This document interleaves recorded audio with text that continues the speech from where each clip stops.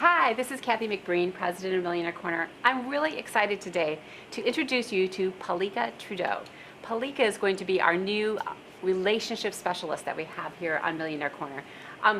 Not only is she a relationship specialist, but she has really done a lot of work with private couples and counseling. She has a concierge style sort of therapy service, so if ever you need help, she's the right person to call. And finally, she also has a lot of international clientele. Palika earned her degree, her master's in clinical psychology in marriage and family therapy, so we're really excited to have her here. And today, to sort of start off our new series that we're going to have with Palika, she's going to be writing lots of articles for us and answering questions. We want to spend a little time talking a little bit about relationships and Valentine's Day, which is really a hot topic right now. So Palika, thank you so much for coming. Thank you for having me. First of all, you talk about how important Valentine's Day is and how it's sort of like maybe an opportunity to reset a relationship or to kind of reach out and say to someone something or apologize for something that you may have been doing something wrong or how you can make things better. Why do you think Valentine's Day is a good time to sort of look at your relationship and do a reset? Well, Valentine's Day is a perfect opportunity. One, because there's a lot of expectation around this day. So it's a annual event that people are looking forward to experiencing romance. And if they're not experiencing romantic connection in their relationship, this is the time to really see what adjustments need to be made to create a better connection that can sustain for the rest of the year. So give us some ideas about what some of the things that you could ask or say, or what would be a good way to get this conversation started? Okay, that's great. One question that I think is really valuable is to ask somebody, how can I convey my love for you? Because a lot of times we spend a lot of energy showing our love to our partner, and it might not quite be the way that they might not be receiving it the way how we're intending it to be received. So just asking a simple question like, how can I convey my love to you? I guess that's a little romantic way of putting it. It allows them to feel valued and that an opportunity to express meaningful ways that is really going to hit home for them. What do you think are some of the biggest issues that people have in being able to actually have that conversation to say, for example, I'd be afraid to go to my husband and say something like that. So what are some of the biggest issues that cause those kinds of tensions where you're kind of afraid to talk about these issues? That's a great question. I think that people have, well, there's a number of issues. People can have resentments built up, and they could be, for example, waiting for the other person to come to them first, right?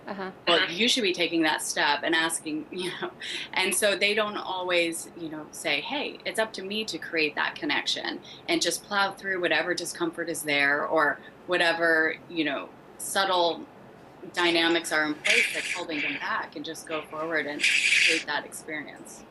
What are some of the best ways that you've seen couples kind of reform or make the relationship stronger?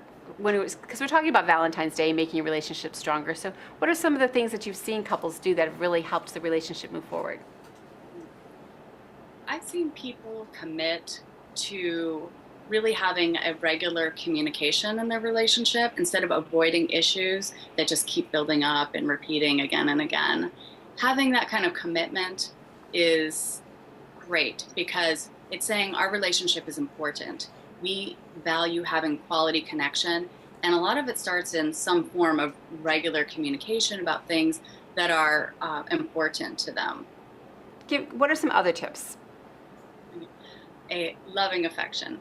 So a 20-second hug is a great way to show positive affection and to create endorphins and a really nice synergy that develops. You can just walk by and give them a gentle touch, eye contact when you pass the salt at the table or touch their hand. Infuse a little bit of romance in that you would do if you were dating somebody. Mm-hmm. Any other types of tips that you want to give? Yeah, communicate. And I touched on this earlier. Bottled up feelings create repression and the hearts close down, and it creates a lot of toxic negative experience in the relationship. So it's really, really important to communicate regularly. So how important do you think it is to recognize Valentine's Day with your partner? Do you think it's like something critical, or you think it depends upon the couple, or what do you think? Well, if it were up to me, I think people should create romantic occasions frequently. Okay. 'Cause that would really maintain the relationship. But now that there's this event that everybody has a lot of expectation around, if you don't take action and really make it a special day, your partner is bound to feel that they're not valued and not appreciated. And that has a really adverse effect. So it's worth it to invest the energy on Valentine's Day and really show your loved one that they're special, but continue to do that, in spontaneous ways throughout the year, and you'll really have a nice maintenance and, progressive dynamic in the relationship. Well, that's great advice. Do you have any other final tips that you want to share with us that we haven't talked about? Well, I think that it's really important to recognize that relationships are a huge part of our inner quality of life. I've read statistics that say it's about 80% of our happiness. So that means if it's going well, you have so much well-being you're going to experience in that area. But if you're in a relationship that's disconnected and you're not feeling fulfilled, that's a lot of loneliness and unhappiness from that one realm. So I think it's really worth it to invest the energy in fine-tuning your relationship and making it the best it can be, because it gives you energy to be more productive, more powerfully, of service in the other realms of your life. Great. So thank you so much, Palika. So now we know that it's important to invest not just in the stock market, but it's more important to actually invest in your relationships. So hopefully we'll be learning even more as the months go by. Thanks so much. Thank you.